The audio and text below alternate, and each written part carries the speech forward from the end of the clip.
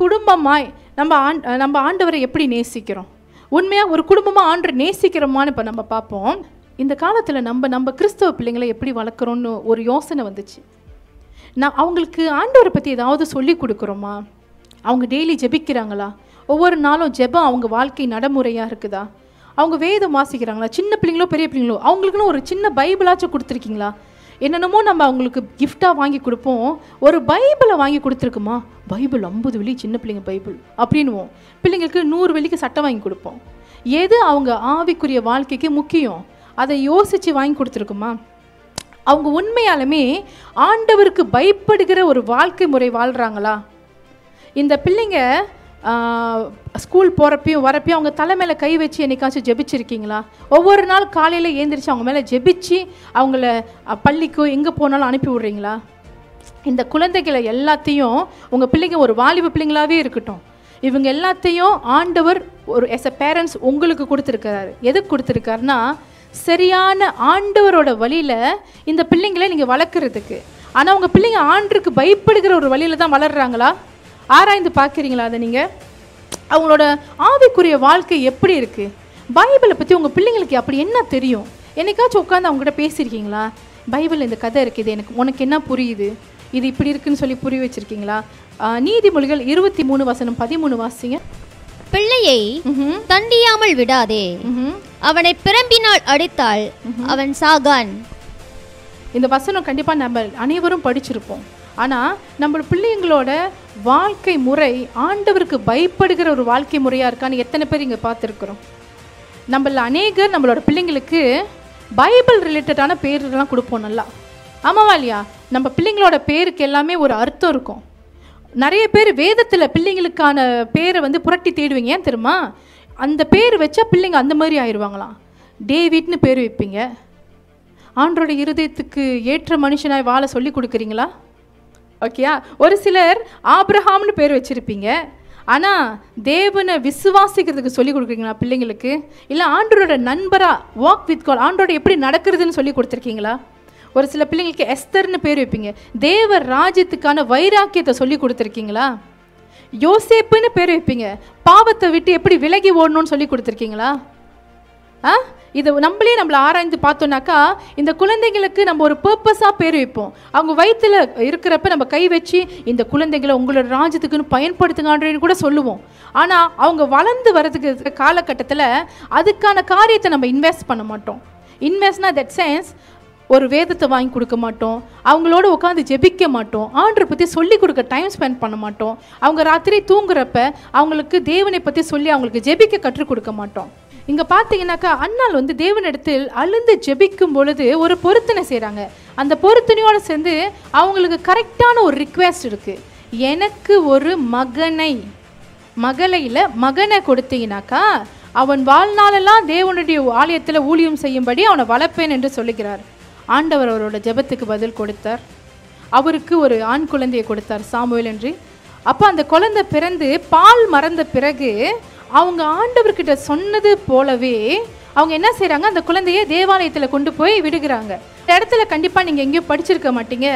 அங்கே என்ன எழுதியிருக்குன்னு, ராத்திரி நேரத்தில் அன்னாள் தேவாலயத்தில் ஒளிஞ்சு பார்த்துக்கிட்டே இருந்தா, தன்னுடைய குழந்தை பத்திரமா இருக்குதா அப்படின்னு சொல்லி பார்த்தான்னு எங்கேயும் பார்த்துருக்க மாட்டீங்க. இல்லை மறுபடியும் தேவாலயத்தில் அழுந்து, ஆண்டவரே சாமுவேல் என்னோட ஃபர்ஸ்ட் பார்ன், ரொம்ப வருஷம் கழித்து பிறந்த குழந்தை, தயவு செஞ்சு எனக்கே ரிட்டர்ன் பண்ணிடுங்க அப்படின்னு கூட கேட்டுறது தான் நமக்கு பார்க்க முடியாது. ஏன்னா ஒரு சிலர் குழந்தை பிறக்கிற முன்னுக்கு நிறைய ப்ராமிஸ் பண்ணுவோம், இப்படி வளர்ப்பான்றே உங்கள் ராஜ்யத்துக்கு இந்த பிள்ளைங்களை இப்படி வளர்ப்பேன் அப்படின்னு சொல்லிட்டு. ஆனால் பிறந்ததுக்கு அப்புறம் நீ பேசாமல் ஒரு டாக்டராயிரு, அப்போ தான் நம்ம சொந்தக்காரங்களாம் நம்மளை மதிப்பாங்க அப்படின்னு சொல்லி பேட்டனை மாற்றிடுறது. அப்போ அண்ணாலோ ஆண்டருக்கு எதை வாக்கு கொடுத்தாலோ அதை தான் திருப்பி செய்தா. ஹல்லேலூயா. கொடுத்த வாக்கை அவள் காப்பாற்றினாள். வருஷந்தோறும் அப்போ ஒன்ஸ் இன் இயர் தான் அவங்க வருவாங்க. எதுக்கு வருவாங்க? பிள்ளைய பார்க்கறதுக்கு இல்லை, பலி செலுத்த வரும் பொழுதெல்லாம் அவனுக்கு ஒரு சட்டையை செஞ்சு கொடுத்துட்டு போவாங்க. ஹல்லேலூயா. ஆனால் நிச்சயமாக ஒவ்வொரு முறை அவங்க வரும் பொழுதெல்லாம் அவங்க அவரை பார்த்துருக்கலாம். ஒரு முறை பலிக்கு விறகுகளை எடுத்து தூக்கி கொண்டு போய்கிட்டு இருக்கலாம். அவங்களோட மகன் இல்லையா, அவரை தேடி பார்க்குறப்ப விறகுகளை தூக்கி கொண்டு போய்கிட்டு இருப்பார். ஒரு முறை வரப்ப அந்த ஆலயத்தின் திரைகள் எல்லாம் கர்டன்ஸ் எல்லாம் அடுத்து உட்காந்து தோச்சிக்கிட்டு இருந்திருக்கலாம். அந்த பாரமான திரைகள்லாம் தூக்கிட்டு போய்கிட்டு இருக்கலாம். ஒரு முறை வந்து பார்க்குறப்ப தேவ ஆலயத்தை கழுவி சுத்தப்படுத்திக்கிட்டு இருக்கலாம். இதை பார்க்குறப்ப அவங்களோட இருதயத்தை கடினமாக்கிட்டு இருந்துப்பாங்க நிச்சயமாக. ஏன்னா அவங்களுக்கு தெரியும் ஆண்டவர் இந்த குழந்தையை பாதுகாப்பார்னு சொல்லிட்டு. அதனால தான் ரொம்ப சின்ன வயசுலேயே சாமுவேல் தேவனுடைய சத்தத்தை கேட்க ஆரம்பித்தான். ஹல்லேலூயா. ஆனால் நம்மள யாராவது அந்த இடத்துல இருந்து என்ன செஞ்சுருப்போம்? ஏன் பாஸ்டர் என் பிள்ளை மட்டும் தான் வார பாத்ரூம் கழுவணுமா? மற்றவங்க பிள்ளைங்களாம் லிஸ்ட்டில் போட மாட்டிங்களா? என் பிள்ளை மட்டும் தான் குப்பையை கீழே தூக்கிட்டு போய் வீசணுமா அப்படின்னு சொல்லி கணக்கு பார்த்துக்கிட்டு இருப்போம். என் பிள்ளை மட்டும் தான் வந்து சர்ச்சை வெக்யூம் பண்ணணுமா? அந்த வெக்யூம் எவ்வளோ பெருசாக இருக்குது, பாவம் இல்லை அப்படின்னு சொல்லி என்ன பண்ணிக்கிட்டு இருப்போம்? பாஸ்டருக்கே அட்வைஸ் பண்ணிக்கிட்டு இருப்போம். நீங்கள் இப்படி செய்யுங்க பாஸ்டர், இதுக்காண்டி இந்த பிள்ளைங்களை போடுங்க பாஸ்டர்னு சொல்லிட்டு. இங்கே அவங்க தாழ்மையிலையும் கீழ்ப்படியிலும் வளரலைன்னா வேற எங்கே போய் இதை கற்றுக்க போகிறாங்க? உங்கள் பிள்ளைங்க சர்ச்சில் ஏதாவது ஒரு ஊழியங்களை செய்யும் பொழுது என்கரேஜ் பண்ணுங்கள். ஒரு சில பிள்ளைங்க வீட்டில் முறுமுறுப்பாங்க தான், என்னை மட்டும் பாத்ரூம் கழுவிக்கிறாங்க அப்படின்ட்டுன்னு. ஆனால் பரவாயில்ல, செய், தேவ ஆலயத்துக்கு தானே. உங்கள் பிள்ளைங்களை நீங்கள் தான் என்கரேஜ் பண்ணணும். ஹல்லேலூயா. ஒரு தாய் தகப்பனா சிறு பிரியாணம் முதல் அவங்கள சரியா வளர்க்கறது உங்களோட பொறுப்பா இருக்கிறது. பிள்ளையானவன் நடக்க வேண்டிய வழியில இப்பொழுதே அவங்க நடக்க கற்றுக் கொடுக்க வேண்டும். அவங்களுக்கு தேவ பயத்தை பத்தி சொல்லிக் கொடுக்கணும், பாவத்தை பத்தி சொல்லிக் கொடுக்கணும், ஆண்டவரோட இருக்கிற அன்பை பத்தி சொல்லிக் கொடுக்கணும். ஹல்லேலூயா. அவங்க வந்து வாரம் நான் வெளியே போறேன்னு சொன்னா வா வெளியே போலான்னு சொல்லி ஒரு இடத்துல கூட்டி போய் நிறுத்தி இந்த எல்லைகளுக்காக ஜெபிங்கன்னு சொல்லி கொடுங்க. உங்கள் கூட காடியில் ட்ராவல் பண்ணுறப்ப பக்கத்தில் வர எல்லா காடியில் இருக்கிறவங்களும் ரட்சிக்க பண்ணணும்னு சொல்லி கொடுங்க. ஆம்புலன்ஸை பார்க்குறப்ப இதில் இருக்கிறவங்க அவங்கள பாதுகாப்பாக கொண்டு போங்க ஆண்டவரேன்னு சொல்லி ஜெபிக்க அவங்களுக்கு கற்றுக் கொடுக்கணும். ஹல்லேலூயா. எல்லா காரியத்தையும் பிள்ளைங்களுக்கு நீங்கள் சொல்லிக் கொடுக்கறது மட்டும் அல்லாமல் அவங்கக்கிட்ட நீங்கள் ஒரு எக்ஸாம்பிளாக வாழணும். நீங்கள் சர்ச்சுக்கு வராட்டினா அவங்க சர்ச்சுக்கு வர மாட்டாங்க. நீங்கள் ஜெபிக்கலைன்னா அவங்க ஜெபிக்க மாட்டாங்க. ஏன்னா நீங்கள் செய்கிறத அவங்க பார்க்குறாங்க இல்லையா? நீங்கள் வேதத்தை வாசிக்கலைன்னா அவங்க வாசிக்க மாட்டாங்க. அதனால் பெற்றோராய் உங்களோட பொறுப்பு பிள்ளைங்களை தேவனுடைய வழியில் வளர்க்குறது. அடுத்த ஜெனரேஷன், அடுத்த தலைமுறை வல்லமையாய் கர்த்தருக்கென்று ஆயத்தப்படுத்த வேண்டியது உங்களோட பொறுப்பு. ஹல்லேலூயா. ஒரு சிலவங்க சொல்லுவாங்க, பாஸ்டர் பிள்ளைங்க ஏன் சரியாக சாட்சியாக வளர மாட்டேங்கிறாங்க? இந்த போதுகரோட பிள்ளைங்களை பார்த்தீங்களா இப்படி இருக்காங்க, அந்த போதுகரோட மகளை பார்த்தீங்களா அப்படியே ஆயிட்டாங்கன்ட்டுன்னு. ஆனால் இந்த பேட்டர்னை நம்ம கொஞ்சம் உடைப்போமே. ஒவ்வொரு விசுவாசியோட பிள்ளைகளும் தேவனுக்கு சாட்சியாக வாழணும். ஹல்லேலூயா. பாஸ்டர் பிள்ளைங்க தான் சாட்சியாக இருக்கணும்னு இல்லை, பாஸ்டர் பிள்ளைங்க தான் வேதம் வாசிக்கணும், ஆண்டுக்கு பயந்து வாழணும்னு இல்லை. ஒவ்வொரு விசுவாசிக்கும் தேவன் கொடுத்த பொறுப்பு இது. ஹல்லேலூயா. உங்கள் பிள்ளைங்களா இருக்கட்டும், உங்களோட பேர பிள்ளைங்களா இருக்கட்டும், யாரா வேணா இருக்கட்டும், அவனுக்குள்ள ஆவிக்குரிய ஒரு விதையை போட்டு வைங்க. ஒரு சில வீடுகளில் அப்பா வந்து திட்டுவார், பிள்ளைங்க ஏன் பைபிள் படிக்கல, ப்ரே பண்ணல, கொஞ்சம் பைபிள் படிங்கன்னு பிள்ளைங்களை திட்டுன்னா அம்மா சொல்லுவாங்க, ஏன் ரொம்ப ஃபெனட்டிக்காக இருக்கீங்க, இதுலேயே நம்ம ஏன் ஊறிக்கிட்டு இருக்கணும் அப்படின்னு சொல்லிட்டு.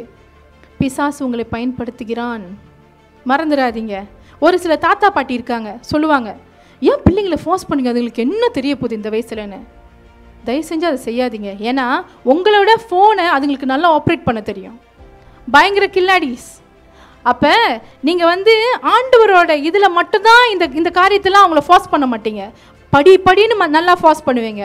ஆனால் உங்களுக்கே பக்தி வைராக்கியம் இல்லைன்னா, தேவ ராஜ்யத்தை குறித்து பக்தி வைராக்கியம் இல்லைன்னா, அடுத்த தலைமுறை சரியாக ஆண்டவரோட பயத்தில் வளரணும்னு சொல்லி உங்களுக்கு அந்த பக்தி வைராக்கியம் இல்லைனாக்கா அப்புறம் ஆண்டவர் ராஜ்யம் எப்படி வளரும்? உங்கள் பிள்ளைங்க எப்படி பாவத்தை விட்டு விலகுவாங்க? உலகத்தில் தான் போய் மாட்டிக்கிட்டு இருப்பாங்க. ஹல்லேலூயா. தேவனுடைய நாமத்துக்கு தூஷணத்தை கொண்டு வருவாங்க, அவமானத்தை கொண்டு வருவாங்க. இது உங்களோட கருத்தில், உங்களோட பொறுப்பில் இருக்குது. ஒவ்வொரு குழந்தை, ஆண்டவர் உங்களுக்கு கொடுக்குற ஒவ்வொரு குழந்தைக்கும், இனிமேல் கொடுக்க போகிற ஒவ்வொரு குழந்தைக்கும் நீங்கள் பொறுப்பு. அந்த ஆத்மா தேவ பயத்தோடு வளர்கிறது உங்களுடைய கருத்தில் இருக்கிறது. ரெண்டாவது, குடும்ப ஜெபம் செய்கிறது. வீட்டில் தேவ அக்கினியை போடுகிறது ரொம்ப முக்கியம். நம்மளோட வீடு தேவ ஆவியினால் நிறைந்திருக்கும் பொழுது, வீட்டில் ஆராதனை பாடல்கள் அடிக்கடிக்கு ஓடிக்கிட்டு இருக்கும் பொழுது, வீட்டில் தேவனுடைய பிரசன்னம் நிரம்பி வழியும் போது உங்கள் கூடாரத்துக்கு எதிராக யார் வர முடியும்? ஹல்லேலூயா. உங்கள் வீட்டுக்குள்ளே எந்த பிசாசு நுழைய முடியும்? ஹல்லேலூயா. ஏன்னா உங்கள் வீடு தேவ பிரசன்னத்தினால நிறைந்திருக்குது, தேவனோட அக்கினி உங்கள் வீட்டில் இருக்குது. குடும்பமாக உபவாசம் பண்ணுங்க, தேசங்களுக்காக, குடும்ப ரட்சிப்படையாத குடும்ப ஆட்களுக்காக ஜெபிக்க ஆரம்பிங்க. நோயாக இருக்கிறவங்களுக்காக ஜெபிங்க. ரட்சிக்கப்படாத ஒவ்வொரு நாடுகளுக்காக ஜெபிக்க ஆரம்பிங்க. ஒரு சிலர் நீங்கள் ப்ரேயர் இனிஷியேட்டர் ஆகுங்க. இனிஷியேட்டர்னா எப்படின்னா ஜெபத்தை துவக்கு. தட் மீன்ஸ் வாங்க ஜெபிக்கலான்னு யார் சொல்கிறாங்களோ யூ ஆர் இனிஷியேட்டிங். ஸோ வீட்டில் நீங்கள் சொல்ல ஆரம்பிங்க, வாங்க ஜெபிக்கலான்னு சொல்லி வாய்களை திறந்து சொல்லுங்கள். ஆனால் பக்கத்துலேயே ஒன்று இருக்கும், இப்பயா அது பிசாசு, பேச்சை கேட்காதீங்க. ஓகேயா? ஏன்னாக்கா ஒன்று இருக்கும், ஐயோ இவங்களை நம்ம எப்படியாச்சும் டைவர்ட் பண்ணோம், வேகமாக ஓடி போய் சீரியல் தட்டிடுவோம், அப்போ இவங்களும் பார்த்துக்கிட்டே இருப்பாங்க, மறந்துடுவாங்க என்ன. அதுவும் பிசாசு. அப்போ யாரெல்லாம் ஜெபிக்கலான்னு சொல்லி வாயை திறந்து சொல்கிறாங்களோ தேவ ஆவியானவர் ஒன்று பயன்படுத்துகிறார். எந்த ஒரு டிஸ்ட்ராக்ஷன்ஸ்க்கும் போகாதீங்க.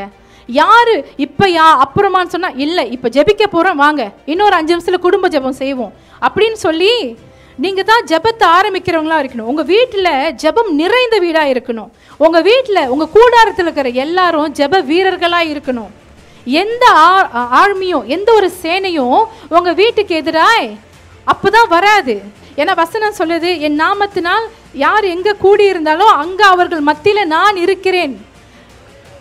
ஹல்லேலூயா. தேவன் உங்களோடு உங்கள் வீட்டில் இருக்கும் பொழுது வேற எந்த ஒரு சேனை உங்கள் குடும்பத்துக்கு விரோதமாய் காரியங்களை செய்ய முடியும்? உங்கள் குடும்பத்தில் எல்லாரும் அற்புதங்களை பார்க்கிறவங்களா இருக்கணும். மிரக்கல் உங்கள் வீட்டில் டெய்லி நடக்கிறதா இருக்கணும். பெரிய பெரிய மிரக்கல் இல்லாமல் ஒவ்வொரு சின்ன காரியத்திலையும் நீங்கள் தேவனுடைய கரத்தை எல்லா காரியத்திலையும் பார்ப்பீங்க. நீங்கள் குடும்ப ஜெபத்தை வைத்தீங்கன்னாக்கா உங்கள் குடும்பம் தேவனால் அபிஷேகப்பட்ட ஒரு குடும்பமாய் இருக்கும். நீங்கள் குடும்ப ஜெபத்தை வைத்திருந்தீங்கன்னா